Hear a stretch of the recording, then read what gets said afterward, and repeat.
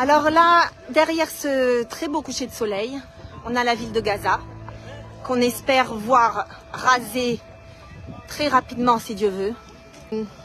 Voilà, là on est à quelques kilomètres, on est à 2 kilomètres de Gaza, on entend pas mal d'explosions. Voilà, on espère juste que ça n'est seulement que c'est seulement des explosions sur Gaza de notre aviation.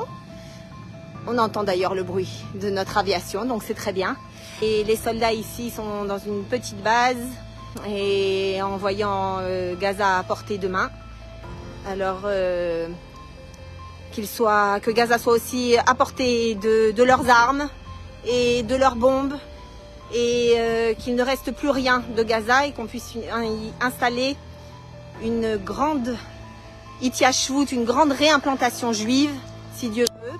Aujourd'hui, ce que l'on veut, c'est que Gaza soit rasée complètement, que notre aviation pilonne toute la ville. Bon, j'ai pas envie de vous montrer la base parce que je ne pense pas que ce soit autorisé ni de toute façon très sécuritaire pour nos soldats. Donc je préfère vous montrer Gaza qui ne sera plus qu'un champ de désolation une fois la guerre terminée. Nos ennemis pensent que nous sommes faibles et nous avons la fâcheuse habitude dans ce Moyen-Orient de penser qu'il faut parler avec un langage de l'Occident. Or non, il faut bien avoir conscience de la région dans laquelle nous vivons, de la culture et de la religion de mort face à laquelle nous sommes confrontés.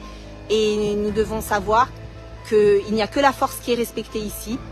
Et ça n'est que si nous nous faisons respecter de nos ennemis que nous pourrons établir une véritable paix et bénéficier d'une véritable sécurité. En espérant de bonnes nouvelles, si Dieu veut, pour l'âme Israël, que l'Éternel accompagne nos soldats et les rende victorieux et nous les ramène tous sains et saufs. Am Israël Chai.